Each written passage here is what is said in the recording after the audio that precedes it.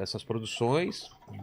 E aí? O que acontece na tua vida que E aí eu lanço um disco em 96 ou 97, por aí. já como Chimbinha, Como né? Chimbinha e Banda. Chimbinha e banda. Chimbinha e Banda, lancei... Disco mesmo ou era CD já? CD. CDzinho. Eu lanço um CD e a primeira música do meu CD se chamava Dançando Calypso, que é uma música bem assim. Mas Calypso era um ritmo? É um ritmo. Ah, é?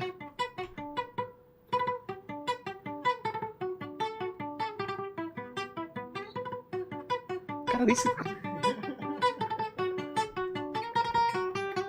Aí eu lanço... Como que é esse negócio aqui? Aí eu lanço um disco chamado Chimbinha e Banda, e o nome do disco é Guitarras que Cantam. Tá. E Essa música tava nesse disco? tava nessa primeira música do disco.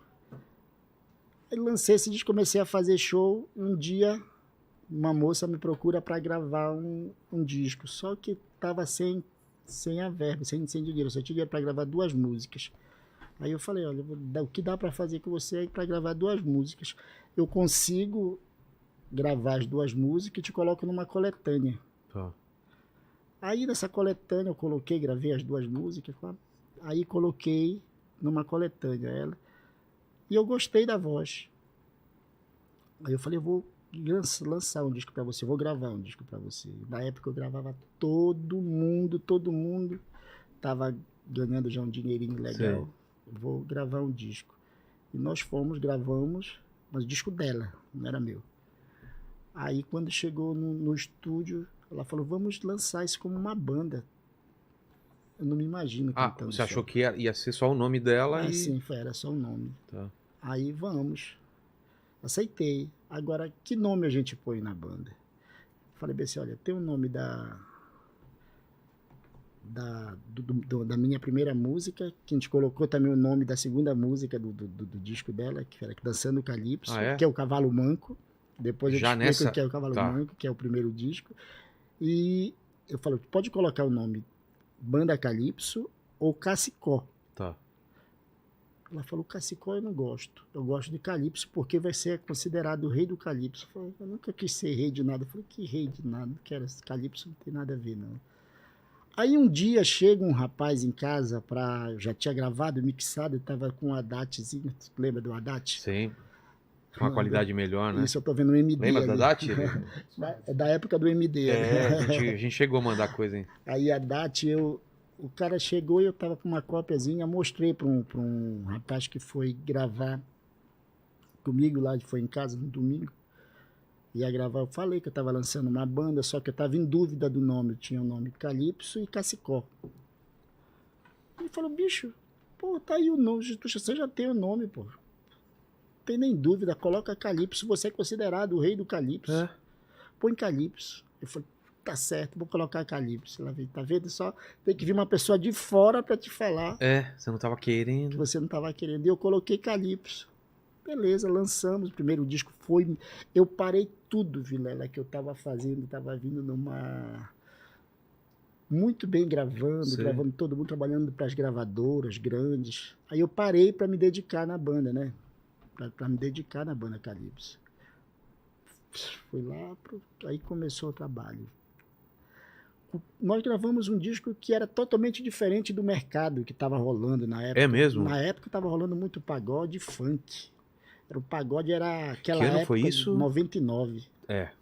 Muito pagode. E pagode estourado mesmo. O Brasil inteiro, né? O Brasil inteiro, o pagode e o funk, aquele bonde do Tigrão estourado mesmo, outros funk do Rio. E nenhuma gravadora quis lançar o disco.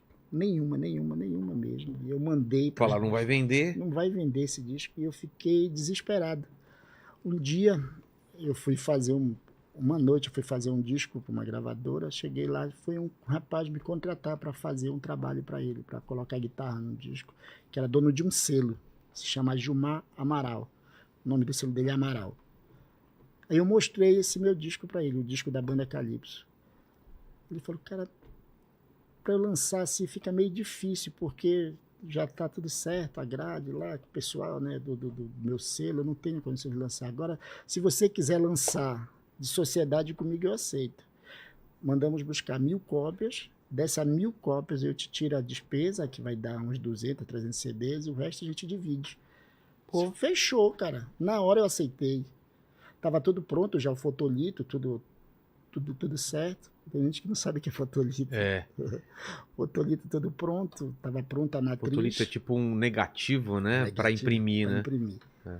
Aí ele levou o disco, que eu andava na minha mochila com o disco. Eu oferecia para todo mundo, para gravar todo mundo. Só porta na cara. Só porta na cara. E aí ele lançou, passou um mês assim, em junho. Eu entreguei para ele em junho, isso, dia 10 de junho. Quando foi em outubro, o disco chegou. Rapaz, chegou esse disco. E agora, como é que eu vou trabalhar nesse disco? Porque gravadora que comandava na época, todas as gravadoras, meu disco era independente, não tinha condições de... Pra tocar em rádio, como fazia? Tocar em rádio não tinha condições. Tinha que levar na mão, assim como que era? Ou alguém gostar e tocar?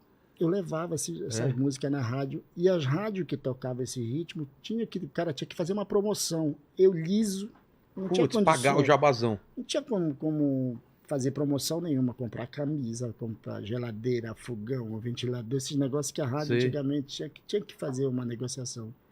Eu não tinha aí. E eu fui um dia numa rádio, eu cheguei numa segunda-feira numa rádio lá em Belém, o cara não me recebeu, o diretor. Meu parceiro, meu conhecido, não me recebeu. Voltei na terça, não me recebeu. Na quarta, não me recebeu.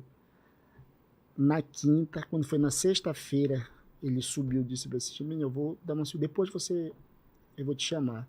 Quando foi 3 horas da tarde, ele desce e vai embora, e eu fiquei muito triste mesmo. Estava sem dinheiro para ir para casa. Aí eu atravessei uma avenida larga que tem em Belém. Atravessei e peguei uma rua. Quando eu chego nessa rua, tá tocando, eu ia a pé para casa.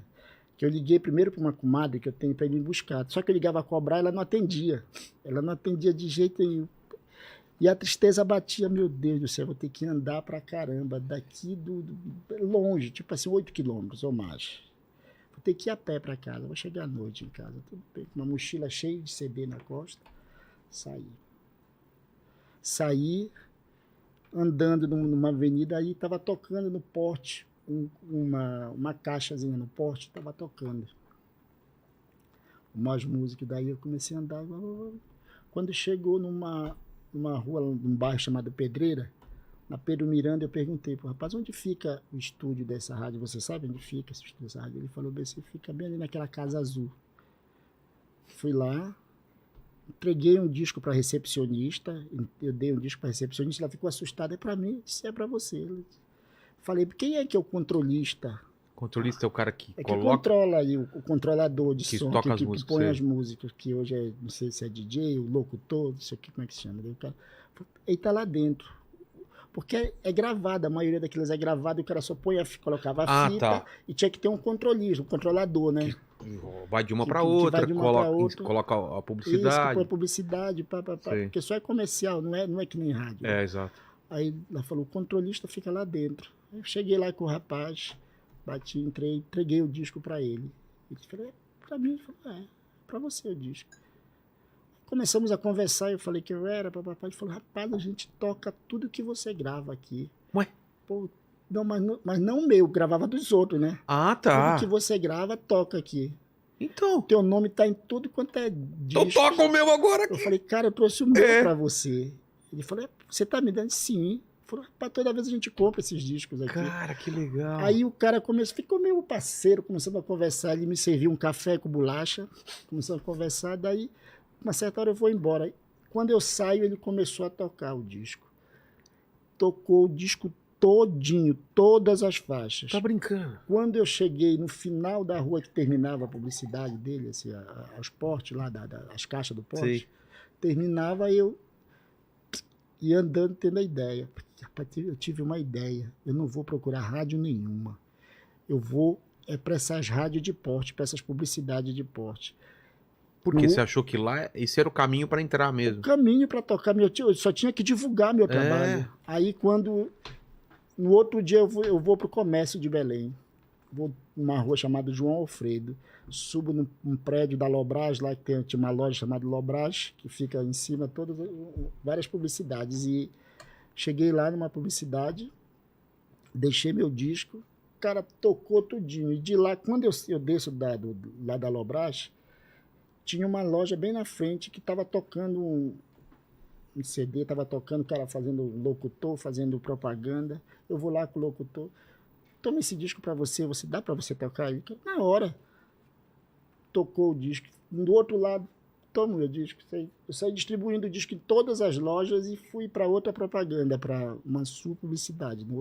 Eu fui primeiro no Agenor, depois para o Mansur, depois eu fui para o Pedrinho, e o comércio todinho eu minei de disco. Rapaz, quando eu voltei do Mansur... Ninguém fazia isso antes, foi ideia sua? Ninguém no Brasil que fazia puta isso. ideia. Quando eu voltei da Mansur, tava o comércio todo tocando disco, todo. Eu falei, caramba, amanhã eu vou Que a pessoa escuta e fala, quem é que tá tocando? Amanhã eu vou para outro bairro. Aí no outro dia eu fiz Jurunas, Cremação e Guamá. Aí no terceiro dia eu fiz São Brás, Canudos e Terra Firme.